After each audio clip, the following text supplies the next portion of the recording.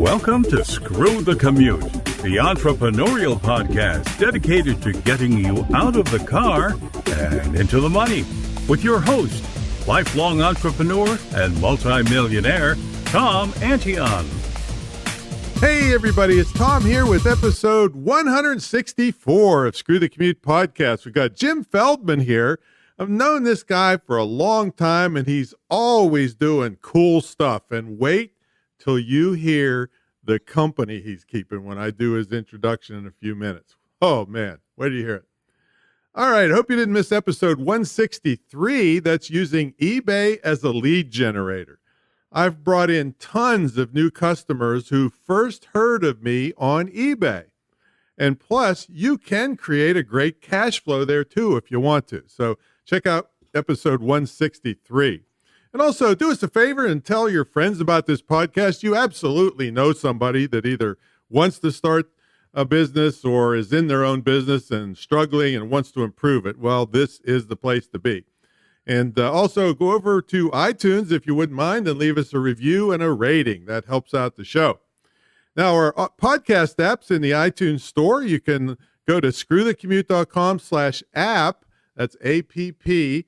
And we've gotten complete instructions to show you how to use all the fancy features so you can take us with you on the road. Now, hope you got your big freebie if you listened to last episode, but if you missed it, go to screwthecommute.com/automate free. Screwthecommute.com/automate free. This is a $27 ebook I sell every day on how to automate your business. And just one of the tips in this ebook has saved me over 7.5 million keystrokes. The tools in this book has allowed me to handle up to 150,000 subscribers and 40,000 customers with one part-time temp person, and she didn't even handle customers. So these are the kinds of tools that are super powerful and super cheap. So download that book. And kind of the only time I started hiring employees was when the accountant told me I had too much retained earnings. And I thought, I got to pay more taxes because I've been keeping my nose clean. He said, yeah. So I said, I'd rather hire employees than buy bombs with my taxes. So I started hiring a bunch of people. But anyway, download that at screwthecommute.com/app. And let's see what else. Hey, I'm looking for affiliates. It's the first time I think I announced this here. You can make commissions of, you can make easily up to $3,800 just for one referral to my school. And I have things in all price ranges. And then for certain speaking engagements, you can make even way more than that. I haven't been beaten in back of the room sales less than $100,000 in 19 years. So you can make 5%, but it's very specific type of speaking engagement. So if you have any inroads there, I'd be glad to kick those commissions to you. So let me know. You can always email me at orders@antion.com and get the details. All right, let's get to the main event. Jim Feldman is globally recognized transformation growth advisor and business advisor who's guided leading organizations such as Toyota, AT&T, Apple, Hyatt, Walt Disney. Listen to this, Ritz Carlton, Microsoft, to ensure that, hey, and remember, this is not an explicit podcast. Shift happens. That's one of his trademarks. Now listen to this company that he's keeping. Incentive Magazine recognized him as one of the top 6 innovators in the last century, along with the founders of Google and Dell Computer. Can you believe that? Jim, are you ready to screw? Absolutely. The commute, man. How you doing, man? I'm doing well, buddy. Oh, man, it's been a long time. I don't remember the last time we talked. It's been a while. We were smoking a cigar out by a pool. That's easy to say because that happens like every time people like us get together. But so tell everybody what you're doing now. We have mostly an entrepreneurial and a small business audience, but I'm sure along the way you've got some great tips for our audience. So what are you into now? And then we'll take you back to see how you came up through the ranks. Sure. So as we know, after 2008, there was a shifting landscape of operational excellence and end-to-end business transformation. And so we looked at what we had done historically and realized that there was not only a need, but almost a demand that was not being satisfied by other, let's just call them consultants or advisors. And so we started focusing on a couple of areas. Number one, Hold on. When you say we, who do you mean? You have a whole team of people or what? I now have a team, Okay. and the team has been assembled. You can find them on our sosthinktank.com, Okay. SOS Think Tank. We'll have that in the show notes for everybody. Okay. And the idea was that a lot of these really bright people were either getting let go early due to mergers and acquisitions, or they were being pushed into early retirement, or quite frankly, they had just given up the fight with everything that was going on, but didn't want to quit working. And so we started to assemble them together with the idea that we would become brains for hire, that we would be able to go into just about any kind of company and bring together and focus some C-level intellectual wisdom that not only helped transform the organization, but could impact the bottom line, shore up their employee relationships, do end-to-end business transportation, embrace new technologies, and obviously delight their customers. Now, how big companies are you talking about? What's the smallest one? The smallest company really is limited by what they can afford rather than the size of the company. What we typically find is that if you're below $100 million company, to hire someone like us becomes painful, even though we pretty much can guarantee that you're going to get a significant ROI. In fact, our premise is, Tom, you and I are walking down the street. I say, Tom, give me $1 and I'll give you 10. How long would it take you to do that? Yeah, and how many would I give you? And how many would you give me? Yeah. But you know, Tom, if you don't have the dollar, Right. it doesn't matter what the ROI is. Right. So, like I said, we have found companies that are cash strapped at 100 million. We have found companies that 5 or 10 million that are willing to put every penny they got back into it because they can see the benefit.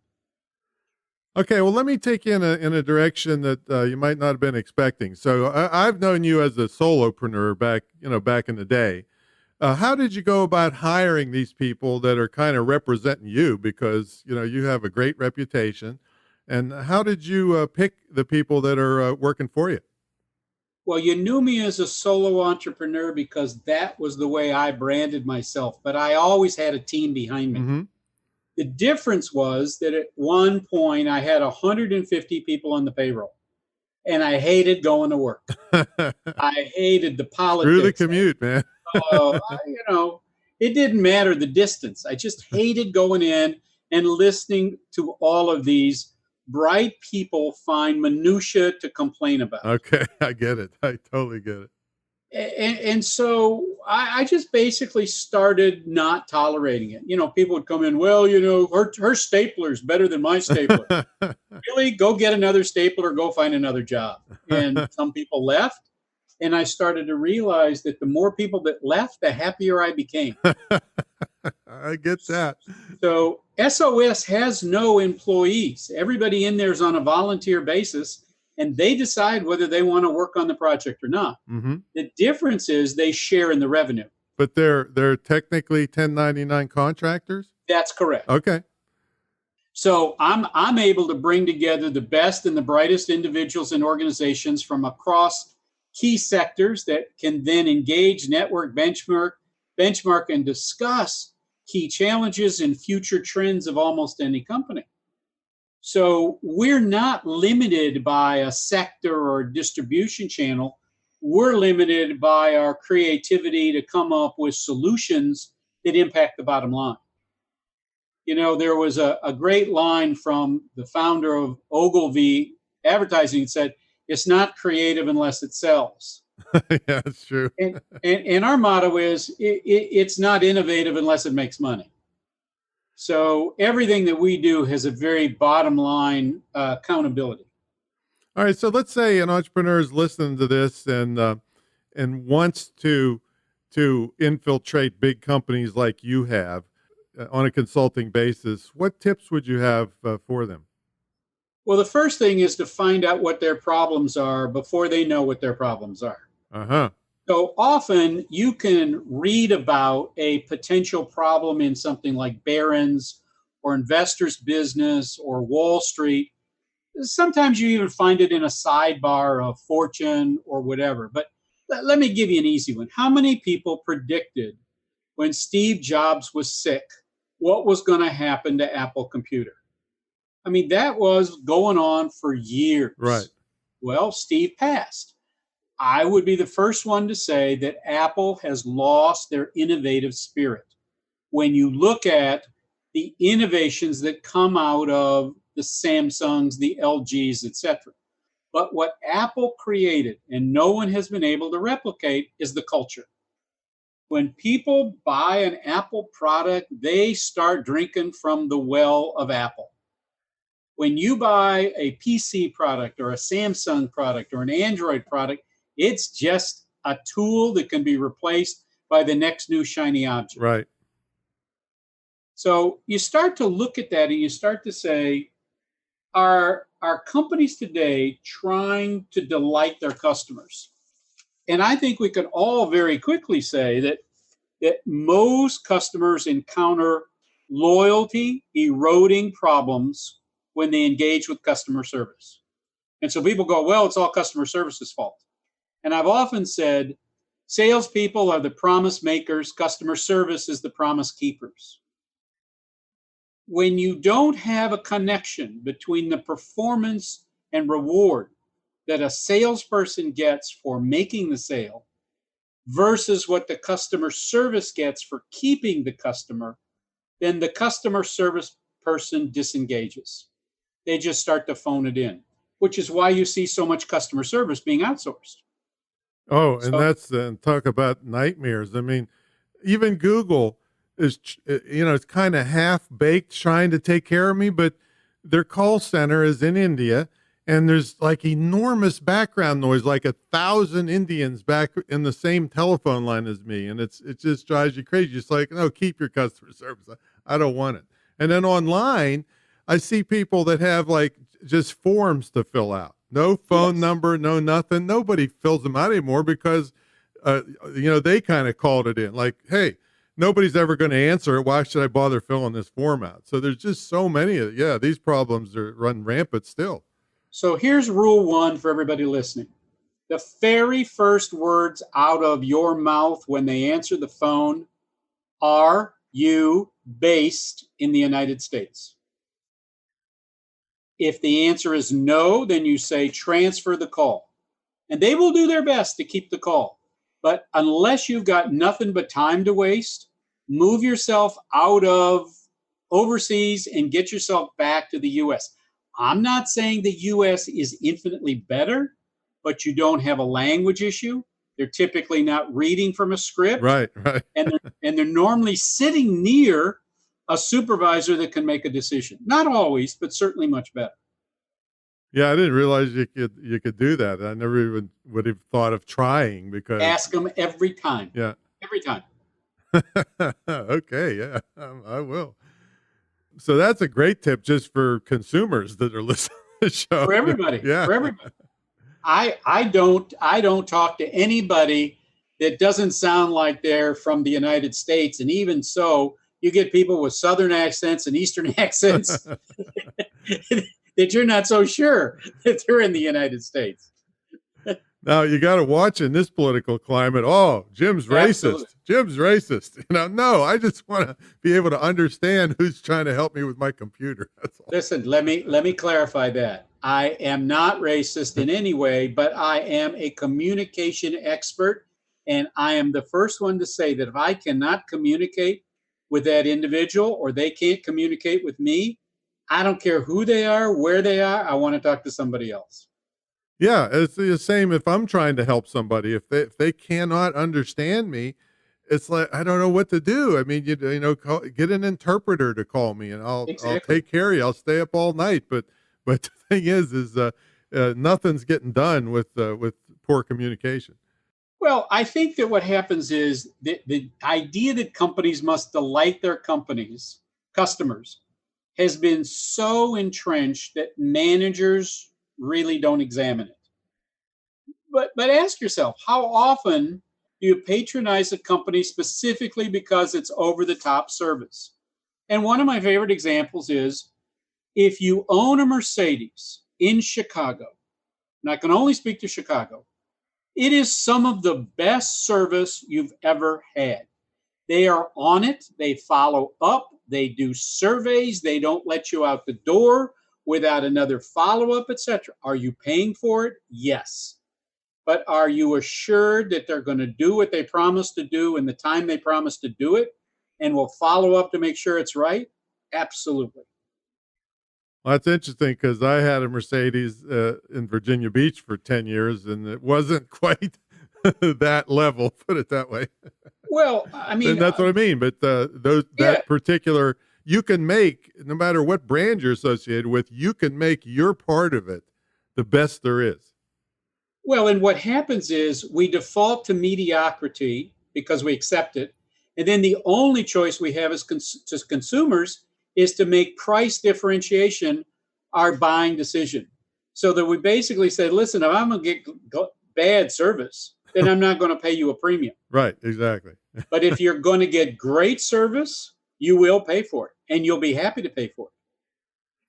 So you got to help focus on meeting customer expectation through continuous improvement. And that's where we get involved in the operational process as well as the culture of the organization. So our goal then is to develop one single integrated message that goes from the top to the bottom and the bottom back up to the top. All right. So I want to take you back, though.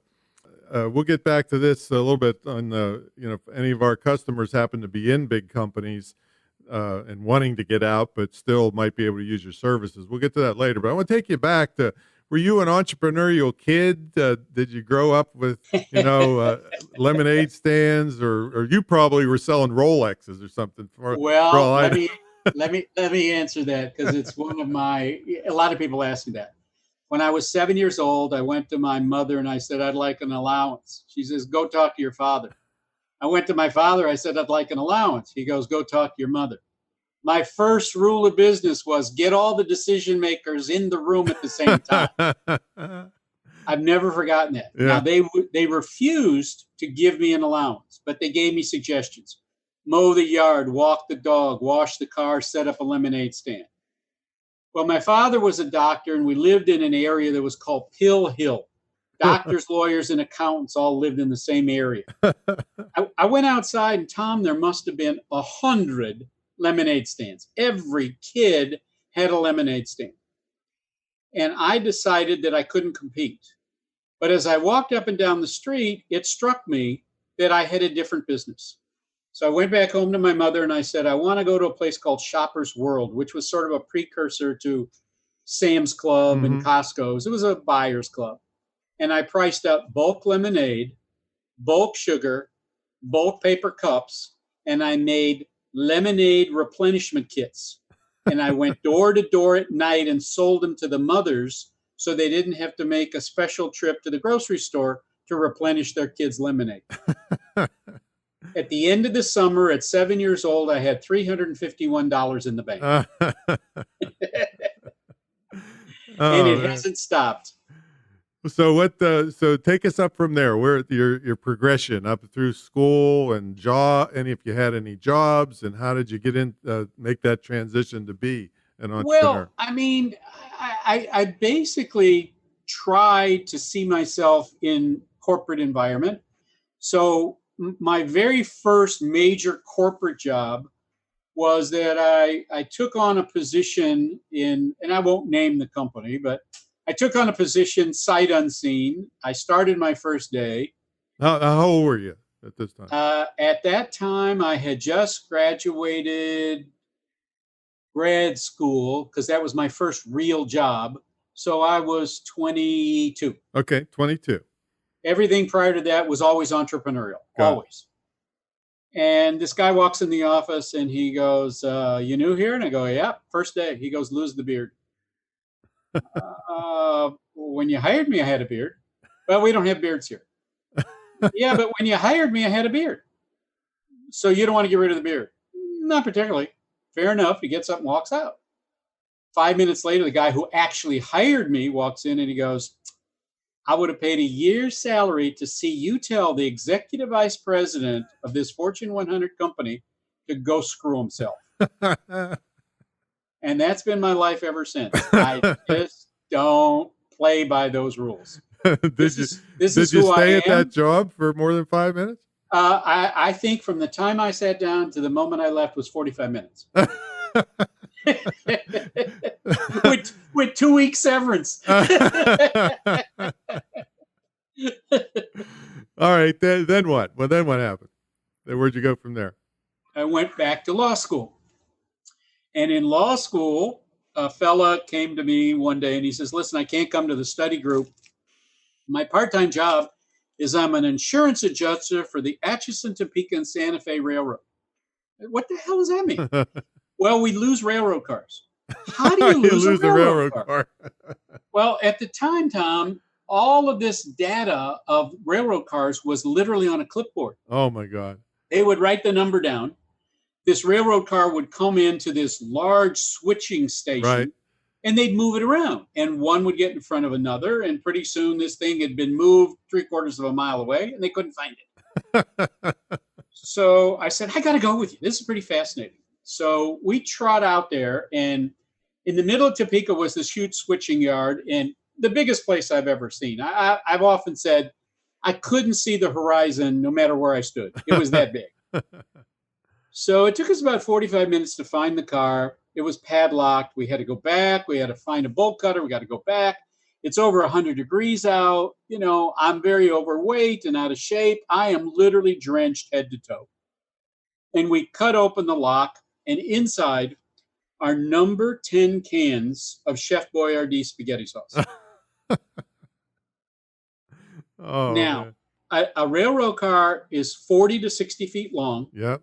It could be 20 feet high, and it's about 4.5 feet wide. Oh, my God. If you do the math, no matter how you calculate it out, that's one hell of a lot of spaghetti. Exactly. So I said to this guy, now what?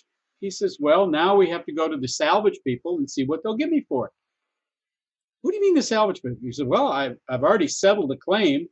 Now I just need to recapture whatever I can. I said, so it's 110 degrees on a Thursday. What would you take for it right now? He goes, $5,000. Sold. The whole car or just the contents?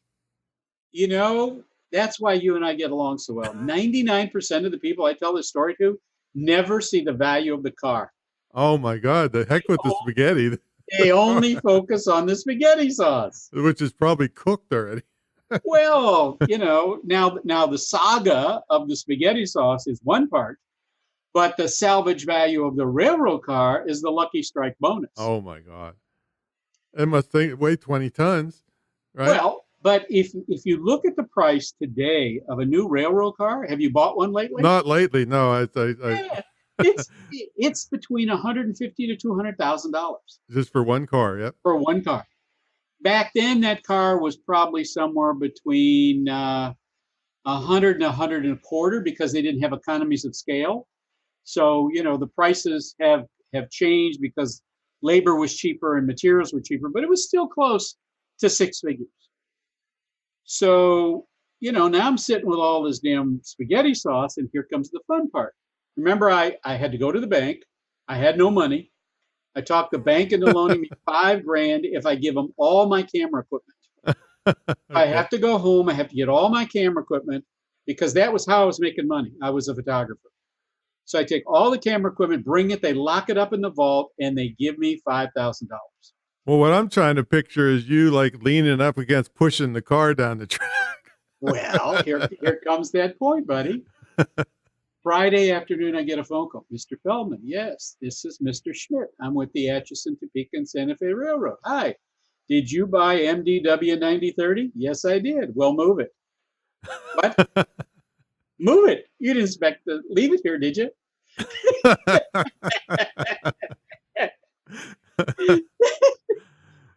So I fall on the mercy of the court, and I tell him, I didn't think about that. I'm a law student and I'm struggling. And he says, listen, this is one of the stupidest things I've ever heard of. But tell you what, I'm off until Tuesday. Have a solution on Tuesday. Have a nice day. So I reconvene all the people in my study group on Saturday. I get a pony keg of beer. I get a bunch of pizzas.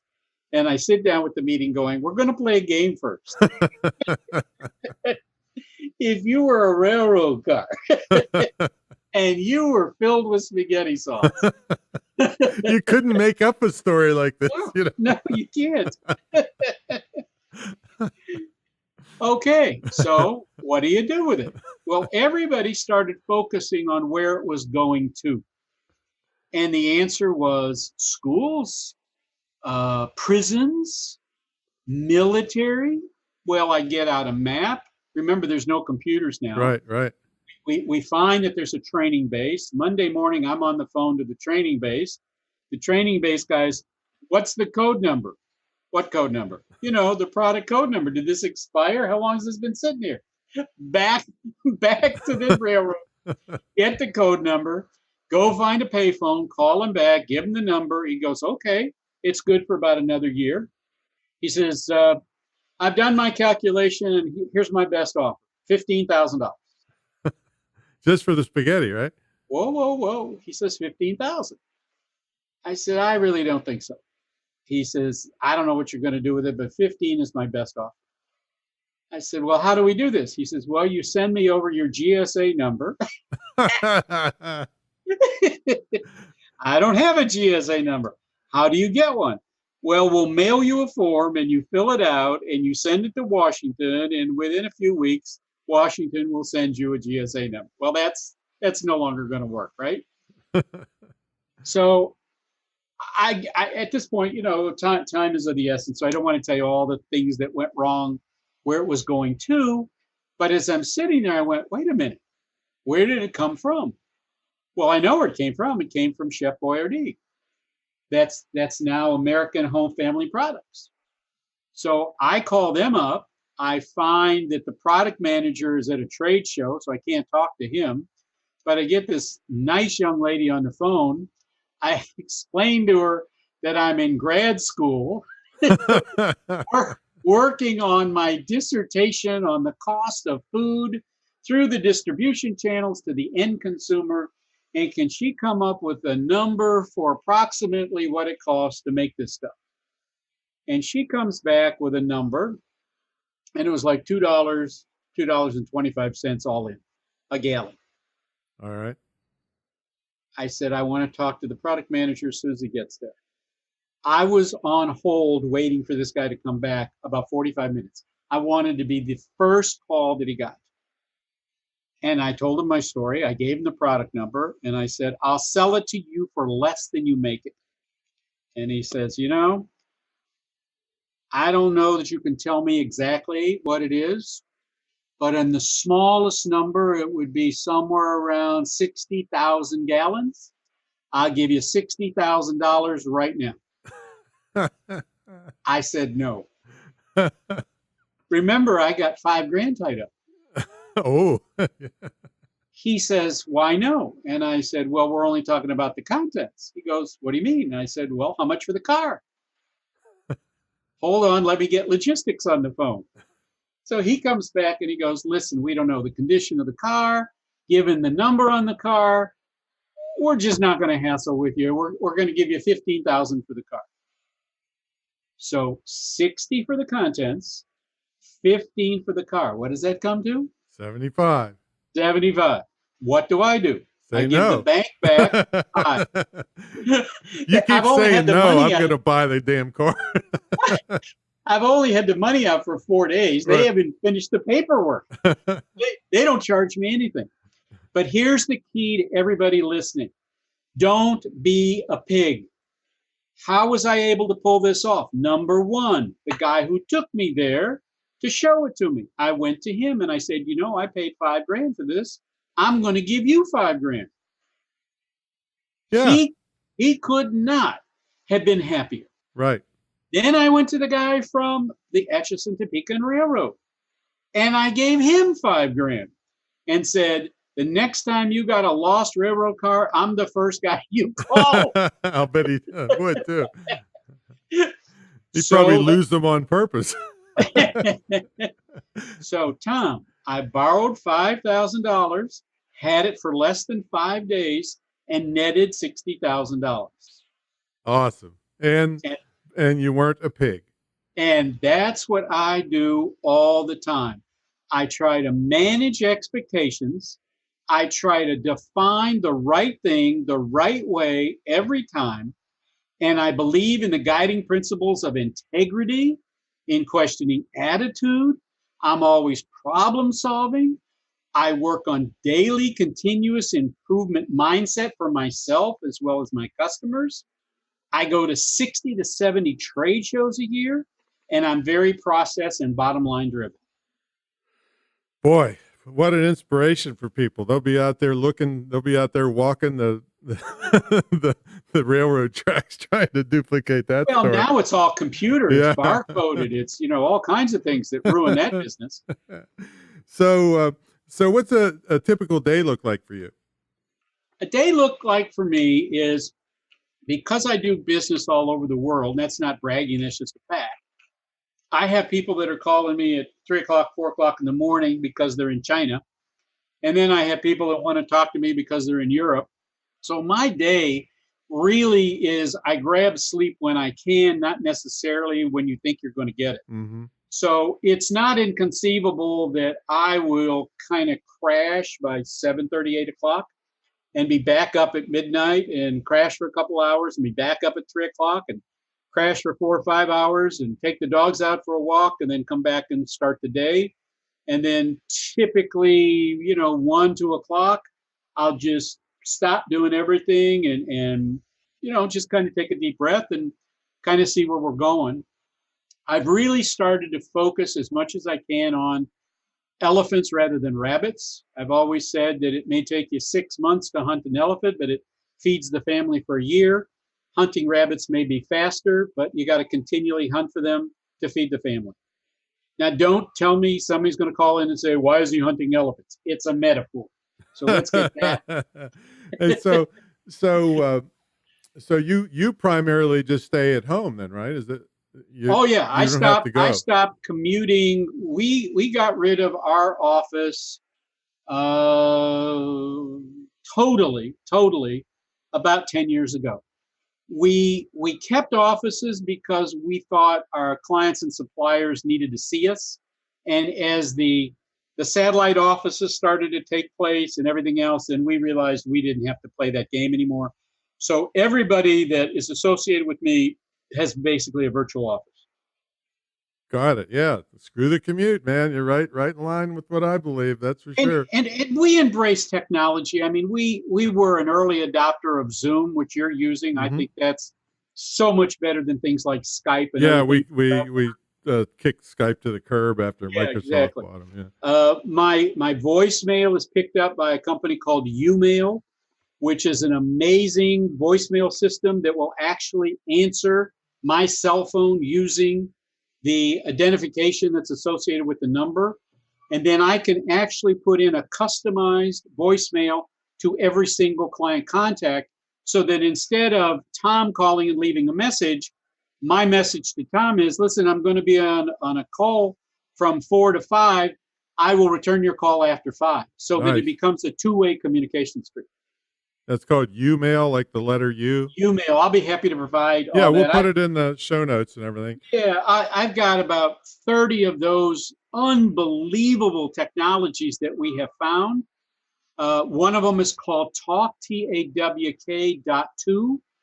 And when you go onto my website, there's a little thing that says, would you like to talk to somebody live? And you type on that, and that goes right to my cell phone. Mm-hmm. Yep. Literally, somebody sees my website, and it's not 5 minutes before somebody's not back to them. But that's the advantage of all the technology. Yeah, and some of this stuff is so cheap, and people aren't embracing them. Some of it's free, I have a not the exact kind of thing, but I have a thing called SpeakPipe, SPEAKPIPE, where somebody can just click a thing on my website, leave me a voice message. It comes directly to my cell phone. I listen to it and I can send them a voice message back. And the thing is like $20 a month or $20 a Yeah, year or yeah, something, yeah. nothing. But you got to take care of people. Back to your customer service thing. All right, we And, got to and take a short break here just for a sponsor message. And when we come back, we're going to check with Jim and see what he likes best and worst about working for himself and how he stays motivated.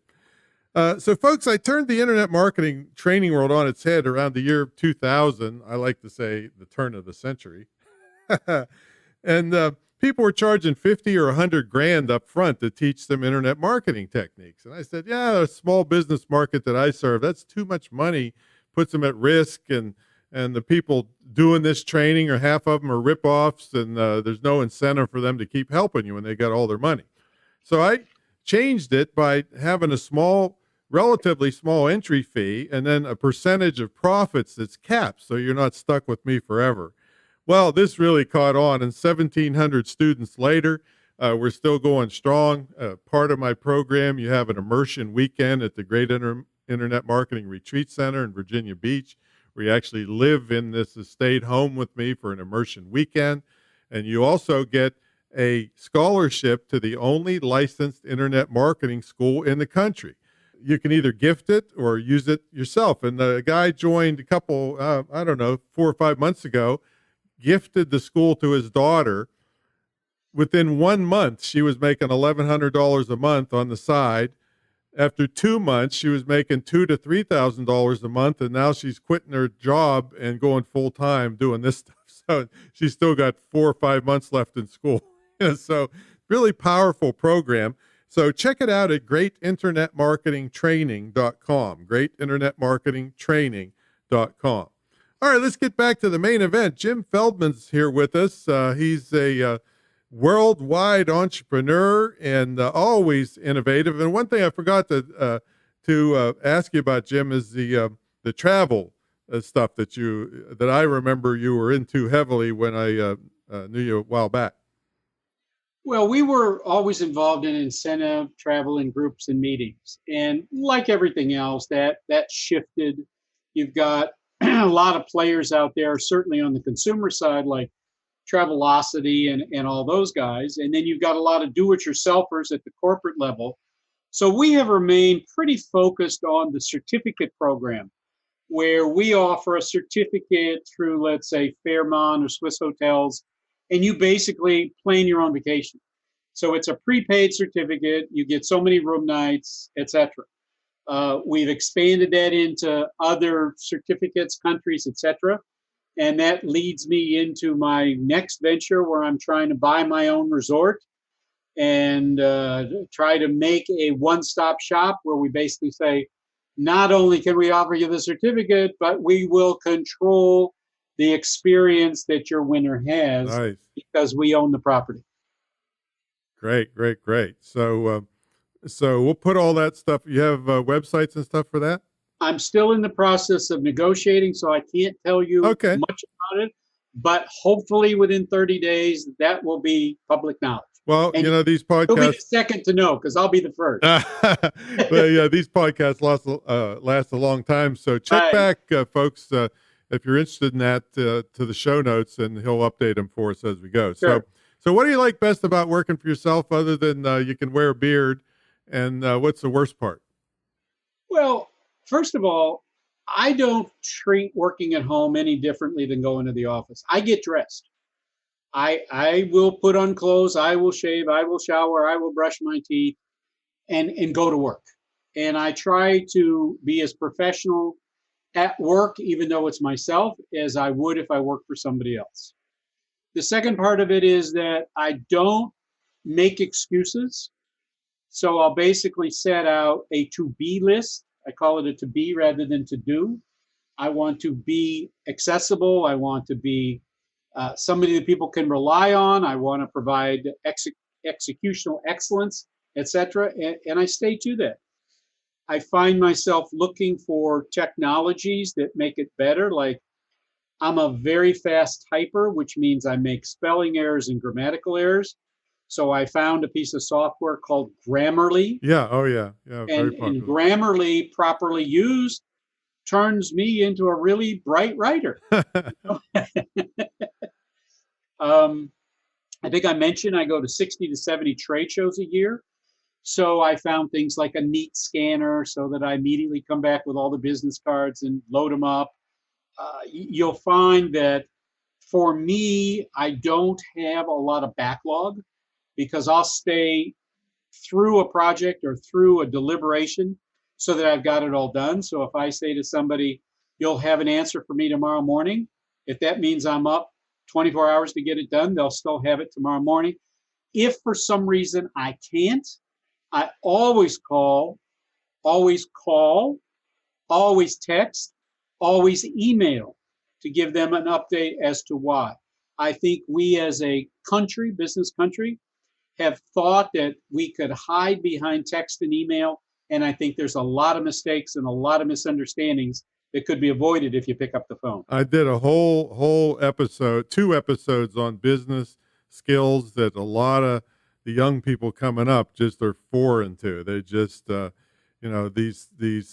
things that, are they make you credible. They make you believable. When, if I tell you I'm going to call you and I don't call, how are you going to believe anything I say? So those are great points. I have a stickler. If I meet face to face, if that person doesn't have a business card, their business credibility drops about 50%. If they do not have an email that links to their URL and website, that drops another 25 to 40%. And if they show up wearing thongs or shorts, the meeting is over. Well, there you go. Yeah, you got to have business principles, that's for sure. So how do you stay motivated? You're working by yourself in the house? Do you have anybody working there with you? I have one person that comes in and keeps me grounded, basically saying, you need to take a break, etc. For me, I've just gotten to the point in my life where I'm more choosy about who I'll work with. I have a very, very low tolerance of, people that make commitments and don't live up to it. Yeah, exactly. A guy asked me for a meeting and he shows up 45 minutes late.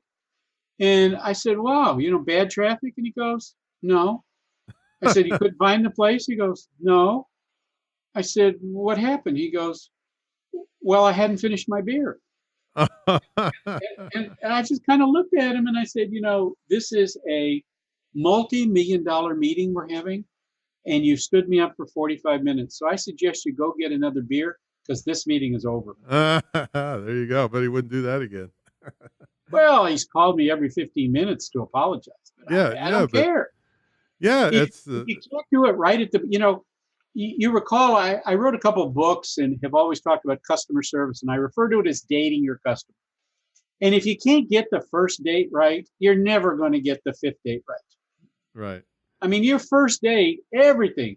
I brushed my teeth, I flossed, I shined my shoes, I showed up 10 minutes early. The military says, if you show up early, you're on time. If you're on time, you're late. Exactly. I've said that for years. If you're not early, you're late. Exactly. Period. Yep. Oh boy. So this has been really great, Jim. Thanks so much for giving us these insights, and it's good to catch up with you, man. You as well, buddy. You as well. Yeah. So we'll have everything in the show notes. So if anybody happens to be in a company, what kind of referrals are you interested in? Referrals if somebody happens to be in a big company? I am always interested in a referral. If it's a small business guy that just wants to do it and get a referral fee, I'm happy to do it on a referral fee and tell them what the referral fee is up front so there's no surprises. Nice. If it's somebody working at a company, we will do a 45-minute free consulting, no charge, no obligation, no sales pressure, to talk about how their organization has the speed and the ability to adapt to the changing market conditions, how they're applying new technologies, how they're dealing with innovation, and see if we can jointly come up with a problem and potentially a way to come up with a solution. Excellent. Excellent. So keep your ears open there, folks. If you're in a company, now, I don't know, I know sometimes when I have people in companies that are referring me to the company, I want to make sure that I don't put them in a Yes, situation that, it's like kickbacks to them. correct. So if they can't what I do is if I ask them if they can't take a referral fee, I would be happy to donate that to the company's favorite charity. So that kind of gets everybody off the hook, so, uh, be- Well, I do the same mhm. thing, but I have another twist to it. I will say to them, "How about I send something that you can share with everybody in the company?" Yeah, Which is how we came up with our 10-pound bars of chocolate. that's, I think I've seen one of those and, gained 20 pounds by eating it, Exactly. All right, man. Well, thanks so much. I really appreciate it. Everybody's going to check the show notes and see all the great stuff you have, and they'll check back too, because if you land that big resort deal, everybody's going to want to go there. It's like you or Mar-a-Lago, which I don't know. It's hard to pick. I'd take Jim Feldman any day. And we'll have a special family discount for the people that are your associates. You have a screw the commute weekend. Exactly right. There we go. Exactly right. Well, thanks so much, Jim.